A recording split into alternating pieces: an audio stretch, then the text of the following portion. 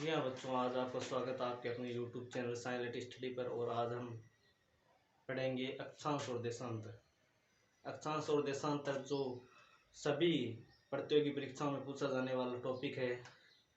इससे कक्षा 6 के NCERT के अंदर अच्छे से विस्तार से दिया गया है। और ये जो टॉपिक है वो UPSC से लेकर SSC, GD, पटवार, शिक्षक प्रतियोगी परीक्षाओं में सभी में पूछा जाने वाला टॉपिक है अक्षांश और देशांतर। तो हम आज पढ़ने वाले अक्षांश और देशांतर।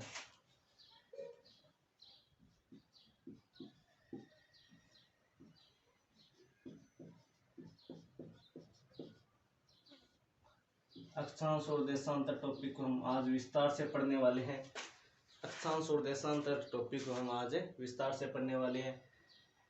तो आप सर्वप्रथम हमारे YouTube चैनल साइलेंट स्टडी को सब्सक्राइब करें, जिससे कि आपको पूरी जानकारी आगे भी ऐसी मिलती रहे। तो आज हम पढ़ेंगे अक्षांश और देशांतर।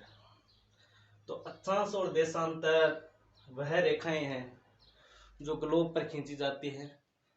तो हम सबसे पहले जानेंगे कि ग्लोब क्या होता है, ग्लोब किसे कहते हैं, इसके बारे में हम जानने वाले हैं। ग्लोब ग्लोब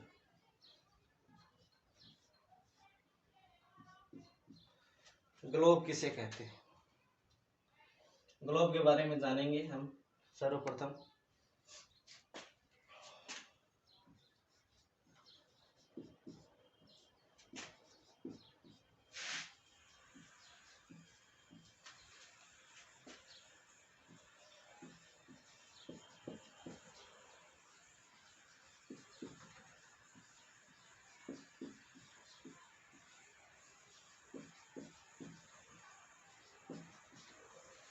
हाँ, पृथ्वी के लघु प्रतिरूप को ग्लोब कहते हैं।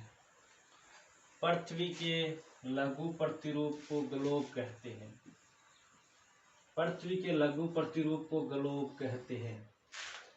पृथ्वी के लघु प्रतिरूप को ग्लोब कहते हैं। जैसे पृथ्वी है इतनी बड़ी, पृथ्वी इतनी बड़ी है तो ग्लोब हो जाएगा आपके छोटा, ऐसे है ना। ग्लोब आपके ऐसे छोटा हो जाएगा, छोटा लघु प्रतिरूप, सेम का सेम है जो लघु प्रतिरूप हो जाएगा। अब हम जानने वाले हैं ग्लोब का आविष्कार किसने किया। ग्लोब का आविष्कार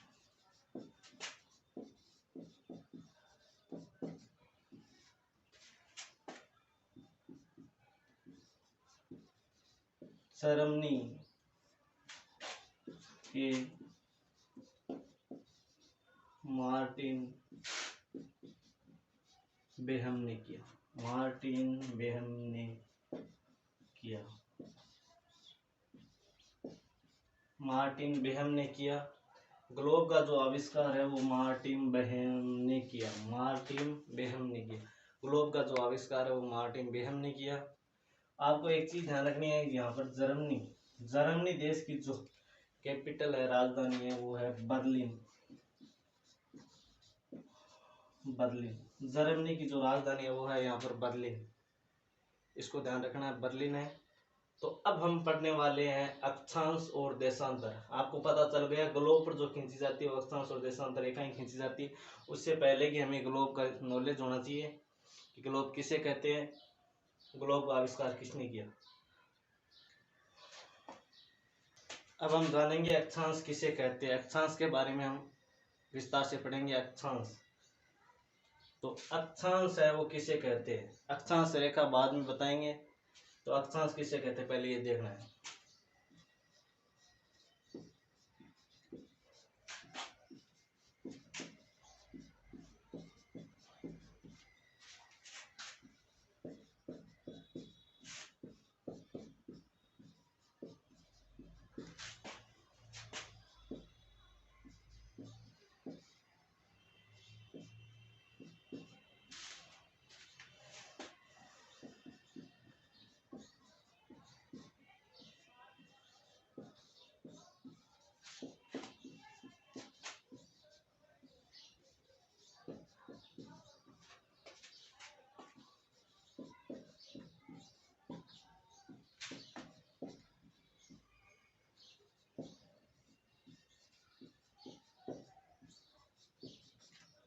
हाँ, भूमध्य रेखा से है, भूमध्य रेखा से उत्तरी गोलार्ध और दक्षिणी गोलार्ध की कोणीय दूरी को अक्षांश कहते हैं।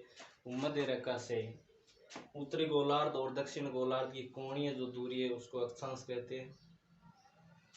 जैसे आप चित्र के माध्यम से समझने की कोशिश करें। भूमध्य रेखा, यह है भूमध्य रेखा।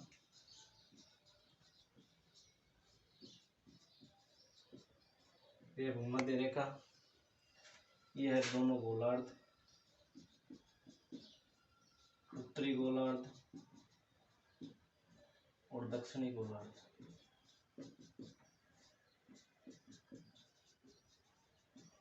उत्तरी गोलार्ध और दक्षिणी गोलार्ध। गोलार्ध शब्द कैसे बना, देखो, गोला, गोला प्लस अर्ध। अर्ध मतलब होता है आधा, अर्ध मतलब होता है आधा, और गोला मतलब जो गोल है वो आधा। गोल है वो आधा हो गया, इसका मतलब ये पूरी गोल पृथ्वी है, इसका आधा आधा हो गया तो गोलार्ध बन गया। एक हो गया उत्तरी गोलार्ध, एक हो गया दक्षिणी। अब ये आपके भूमध्य रेखा, यहाँ से जो कोणीय दूरी है, जैसे यहाँ से मान लेते हैं ये कोणीय दूरी, ये जो कोणीय दूरी है ये, इनको हम बोलेंगे अक्षांश, अक्षांश बोलेंगे, इनको बोलेंगे हम अक्षांश। तो इतना तक समझ में आ गया। ये है अक्षांश रेखाएं। अक्षांश रेखा किसे कहते हैं? अक्षांश तक पढ़ लिया हमने, अब हम पढ़ेंगे अक्षांश रेखाएं। अक्षांश रेखा अच्छे से देखिए और नोट्स बनाए। इनसे प्रश्न है जो बाहर नहीं जाने वाला है कि प्रतियोगी परीक्षाओं में और जो है स्कूली शिक्षा के अंदर जो भी बहुत सारे हैं, जैसे कक्षा 6 के एनसीईआरटी के अंदर जो अक्षांश और देशांतरों का विस्तार से वर्णन किया गया, उनके अंदर भी उनको भी देखने की ये जो जरूरत है। तो हम जानेंगे अक्षांश रेखाएं किसे कहते हैं।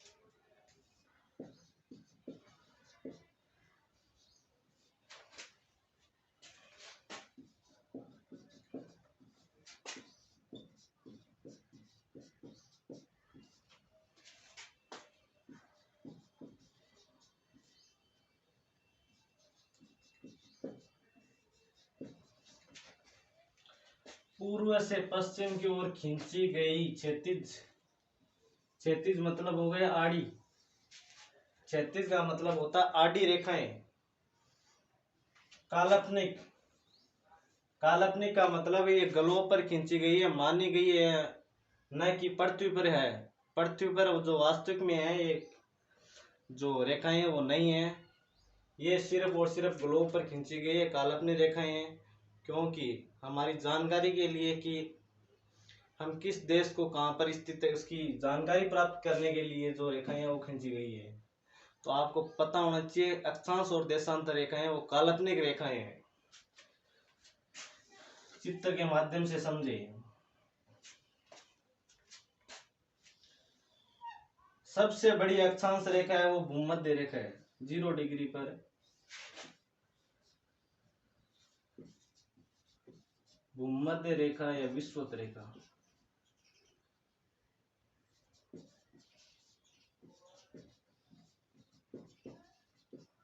भूमध्य रेखा या विषुवत रेखा जो अक्षांश रेखा है वो सबसे बड़ी अक्षांश रेखा है,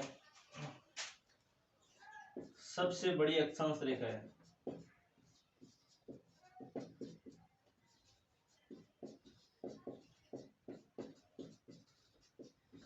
सबसे बड़ी अक्षांश रेखा है वो भूमध्य रेखा एवं 0 डिग्री रेखा है।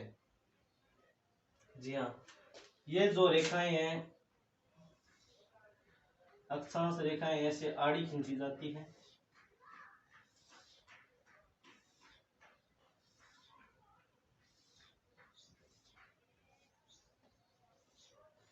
ये है जो अक्षांश रेखाएं हैं।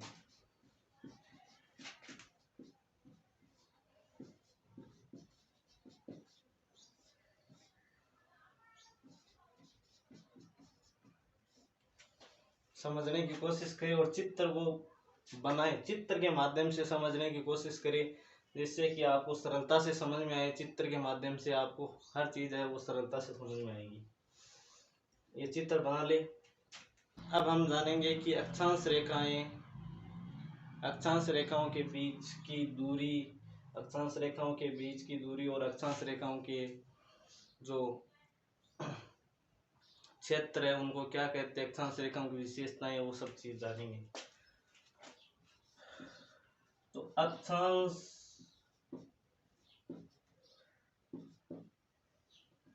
दो अक्षांश रेखाएं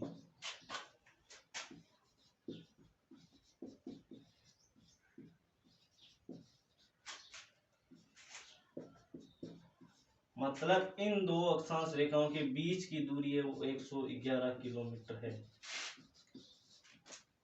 दो अक्षांश रेखाओं में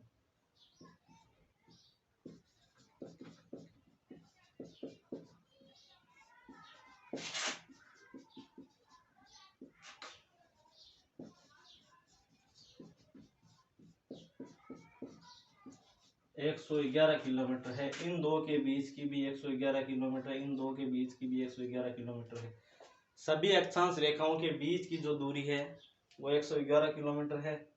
सभी अक्षांश रेखाओं 1 डिग्री से 2 डिग्री के बीच की दूरी है वो 111 किलोमीटर है। दो अक्षांशों बीच क्षेत्र, बीच के क्षेत्र को है वो कटिबंध कहते हैं।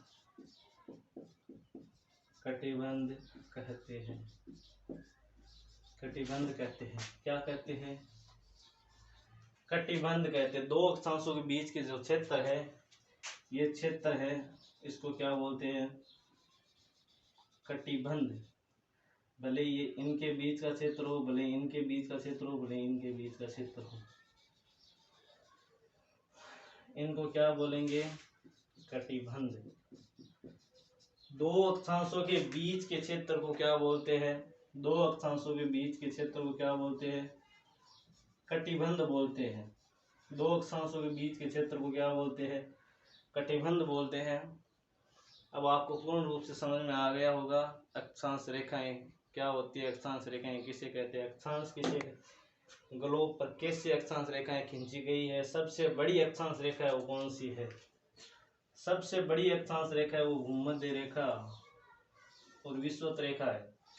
सबसे जो बड़ी रेखा है, सबसे बड़ी अक्षांश रेखा है वो भूमध्य रेखा एवं 0 डिग्री अक्षांश रेखा है। जानने वाले अक्षांश रेखाएं कितनी होती है, इस चीज के बारे में हम अब जानने वाले। यह आपके 0 डिग्री है,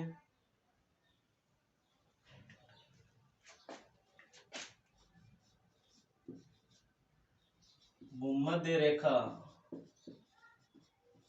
से उत्तर की ओर 90 अक्षांश होते हैं।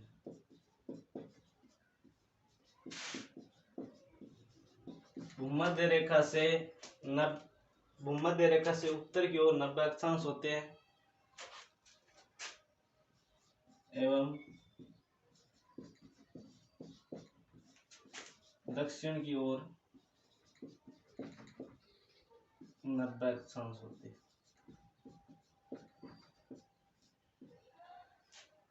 और एक है जो बीच में भूमध्य रेखा है, वो एक वो हो गया। तो 90 और 90 जोड़ने और एक जोड़ने पर 181 अक्षांश हो जाते हैं। अक्षांशों की रेखा, अक्षांशों की संख्या कितनी है, यहाँ पर लिख देता हूं। अक्षांशों की संख्या है 181। अक्षांशों की संख्या वो 181 है। अक्षांशों की संख्या है वो 181, 90 ऊपर की तरफ है और 90 ही नीचे की तरफ, और एक जो मध्य में। अक्षांशों की संख्या है वो अक्षांशों की संख्या है वो 181 है। अक्षांश रेखाओं की संख्या 179 है। अक्षांश रेखाओं की वो जो संख्या है 179, कैसे, इस चीज को आप अच्छे से समझ रहे कि 179 कैसे है, बल्कि एक अक्षांश है वो 181 है, तो इस चीज को आप अच्छे तरीके से समझ लें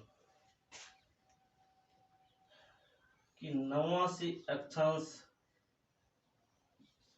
उत्तर में है और 89 अक्षांश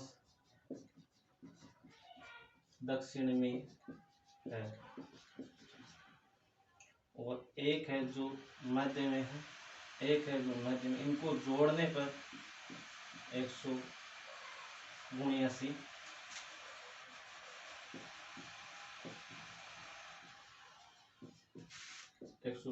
अक्षांश रेखा का योग होता है।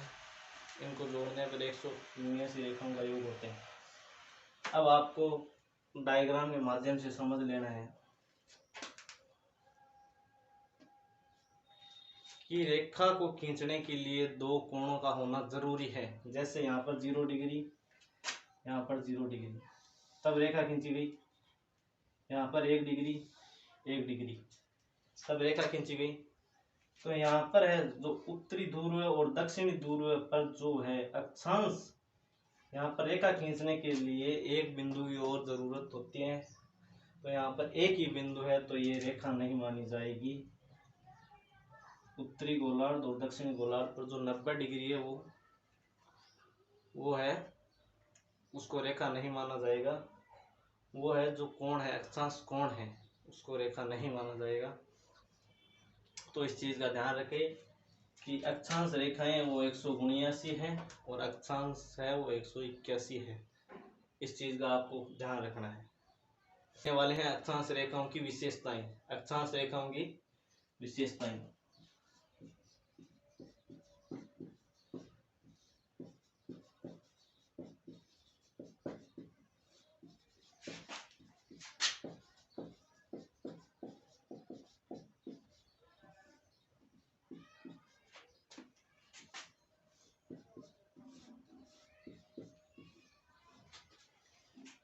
अब लिखना आपको अक्षांश रेखाओं की विशेषताएं।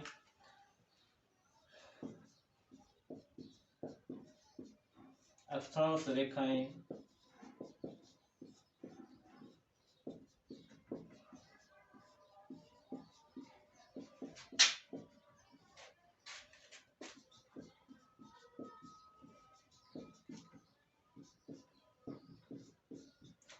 अक्षांश रेखाएं सदैव समांतर होती है। समानांतर, अक्षांश रेखाएं सदैव समांतर होती है।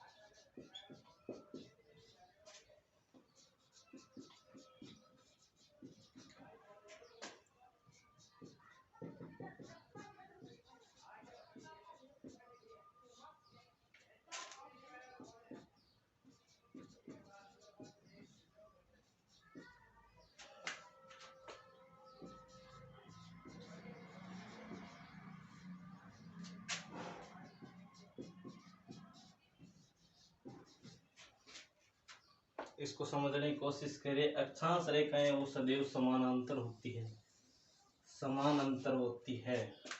अक्षांश रेखाएं जो भूमध्य रेखा से उत्तर व दक्षिण की ओर लंबाई है वो घटती जाती है। अक्षांश रेखाएं वो पूर्ण वर्त बनाती हैं। इसको समझने की कोशिश करें। ये लिख लो पहले, फिर मैं आपको समझा देता हूँ। ये आपका ग्लोब है।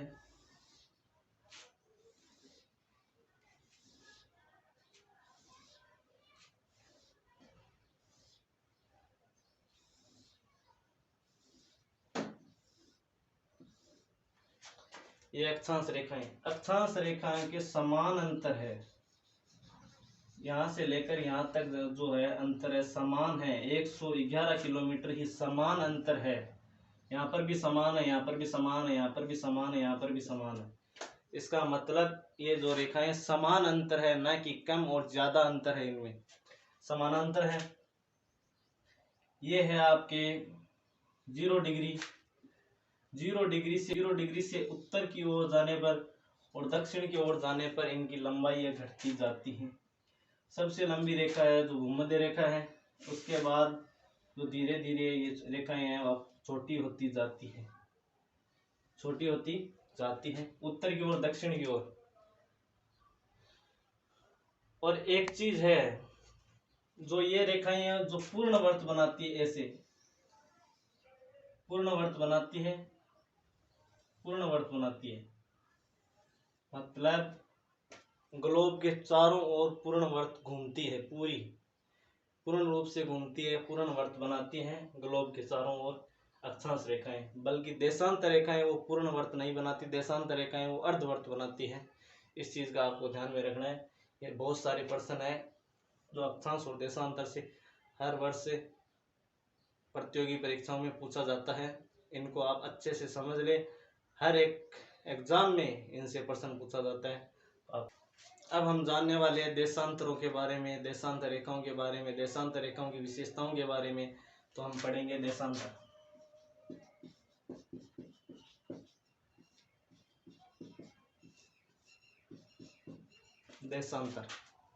देशांतर क्या होता है इसके बारे में जानेंगे।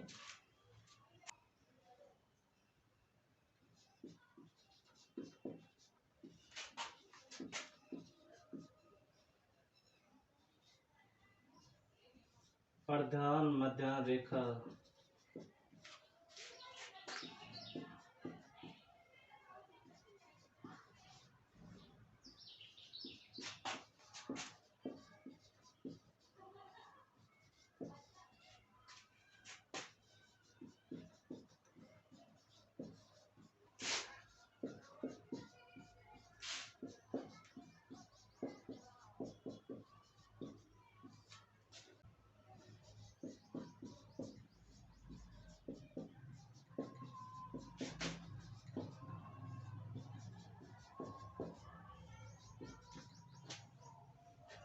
प्रधान मध्य रेखा से पूर्व या पश्चिम की ओर दूरी को देशांतर कोण या देशांतर कहते हैं।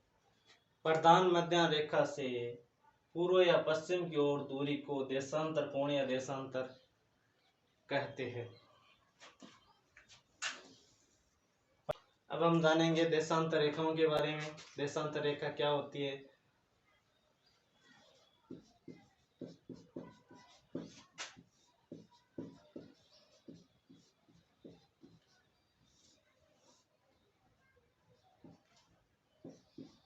देशांतर रेखा क्या होती है इसके बारे में हम जानेंगे, देशांतर रेखाओं के बारे में।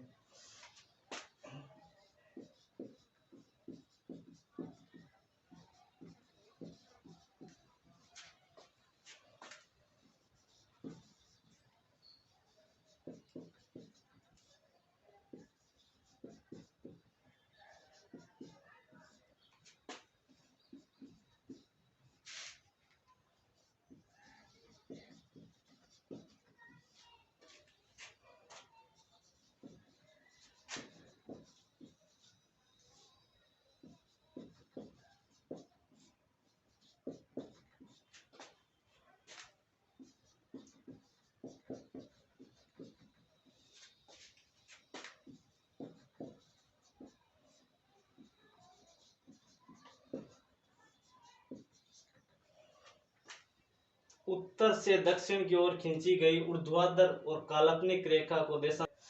ऊर्ध्वाधर का मतलब हो गया खड़ी रेखाएं। ऊर्ध्वाधर का मतलब है खड़ी रेखाएं।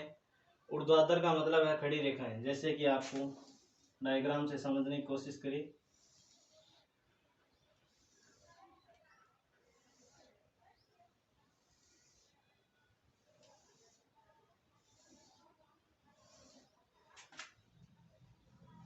ये जो रेखाएं हैं खड़ी देशांतर रेखाएं।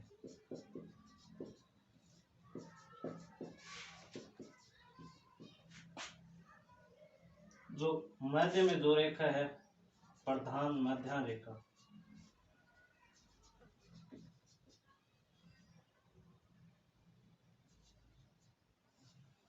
जो 0 डिग्री पर खींची गई रेखा है वो प्रधान मध्य रेखा है। ये जो खड़ी रेखाएं हैं ऊर्ध्वाधर रेखाएं, इनको देशांतर रेखाएं कहते हैं। समझने की कोशिश करें। खींची गई उत्तर से दक्षिण की ओर, उत्तर से दक्षिण की ओर, उत्तर से दक्षिण की ओर, उत्तर से दक्षिण की ओर खींची गई ऊर्ध्वाधर रेखाएं को देशांतर रेखाएं कहते हैं। इस चीज को आप विस्तार से समझने की कोशिश करें और अपनी नोटबुक में उतार लें, नोट कर लें। दो देशांतरों के बीच की दूरी, दो देशांतरों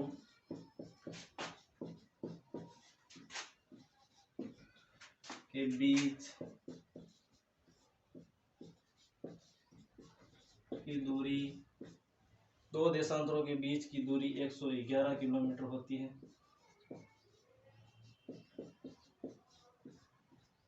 दो देशांतरों के बीच की दूरी 111 किलोमीटर होती है। दो देशांतरों के बीच की दूरी कितनी होती है? की दूरी 111 किलोमीटर है। दो देशांतरों के मध्य, दो देशांतरों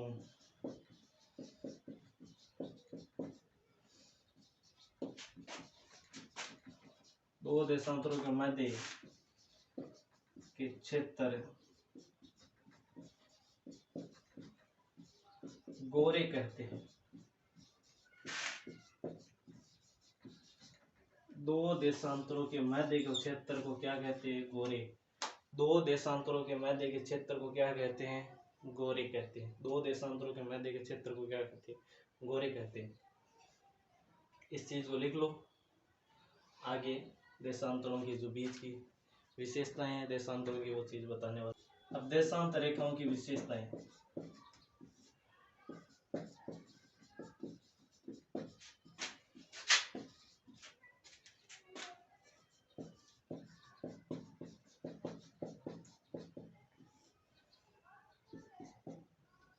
देशांतर रेखाओं की विशेषताएं हम पढ़ने वाले हैं।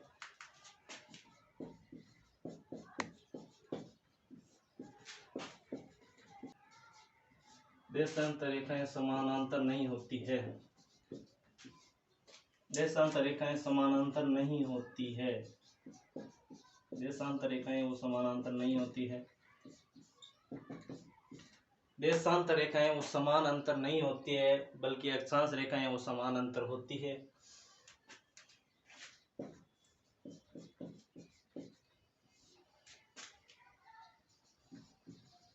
देशांतर रेखाओं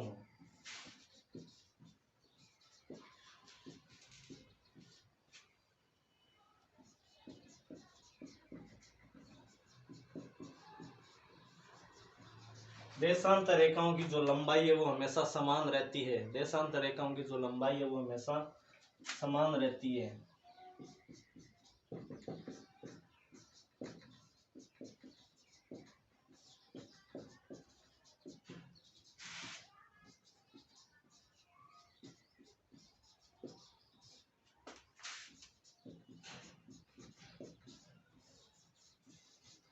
देशांतर रेखाएं अर्धवर्त बनाती है। देशांतर रेखाएं वो वर्त बनाती है। देशांतर रेखाएं समानांतर नहीं होती है। देशांतर रेखाओं की लंबाई समान होती है। देशांतर रेखाएं वो अर्धवर्त बनाती है। इसको हम डायग्राम से समझेंगे। इसको नोट कर लेकर हम डायग्राम से समझने वाले हैं।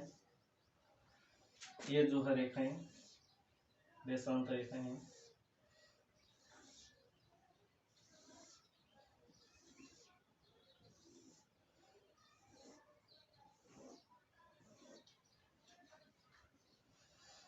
अब इनको समझने की कोशिश करें। देशांतर रेखाओं के बीच की समान नहीं है दूरी, यहाँ पर सबसे अधिक दूरी है देशांतर रेखा की भूमध्य रेखा पर होती है। यहाँ पर है 111 किलोमीटर दूरी, यहाँ पर 111 किलोमीटर, धीरे धीरे धीरे धीरे यहाँ पर कम होती जाती है। दूरों की ओर है जो दूरी है वो कम होती जाती है। समान अंतर नहीं है, समान अंतर है वो नहीं है, देशांतर रेखाओं में समान अंतर नहीं है। सर्वाधिक दूरी है वो भूमध्य रेखा पर होती है, सर्वाधिक दूरी है वो भूमध्य रेखा पर होती है। धीरे धीरे जैसे ही इतर दूरों की ओर जाती है तो दूरी कम होती जाती है। एक चीज समझनी हमें कि देशांतर रेखाएं हैं जो समान लंबाई की है, यहाँ से लेकर यहाँ तक की समान लंबाई की जो रेखाएं देशांतर रेखाएं हैं। और एक चीज ध्यान रखनी है, देशांतर रेखाओं की संख्या है वो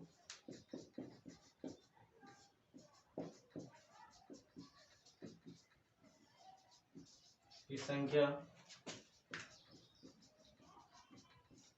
360 है, कुल 360 है।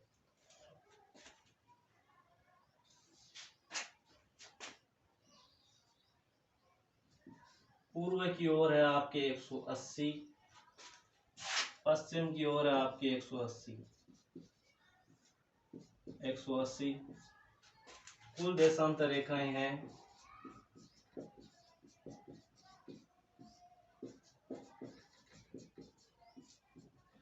360, कुल देशांतर रेखाएं 360 है। पूर्व की ओर है 180 और पश्चिम की ओर है 180 रेखाएं, पश्चिम की ओर 180 रेखाएं, पूर्व की ओर 180 रेखाएं। इन चीजों को ध्यान रखना है। और एक चीज आपको ध्यान रखनी है कि दो देशांतरों के मध्य के क्षेत्र है, इसको क्या बोलते हैं, गोरे बोलते हैं, गोरे। दो देशांतरों के मध्य का जो क्षेत्र है उसको गोरे बोलते हैं।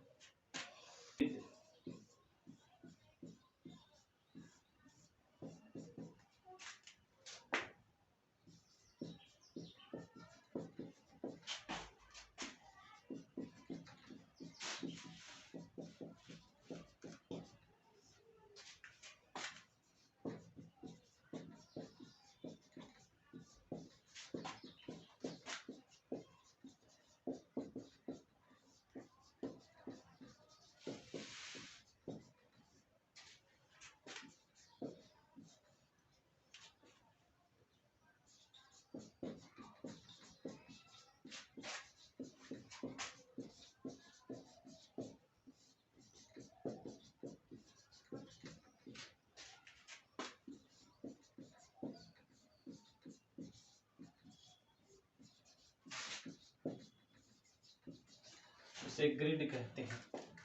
अक्षांश और देशांतर रेखाओं के आपस में समकोण पर काटने पर जो जाल का निर्माण होता है, जिस जाल का निर्माण होता है उसे ग्रिड कहते हैं। अब आपको समझना है चित्र के माध्यम से।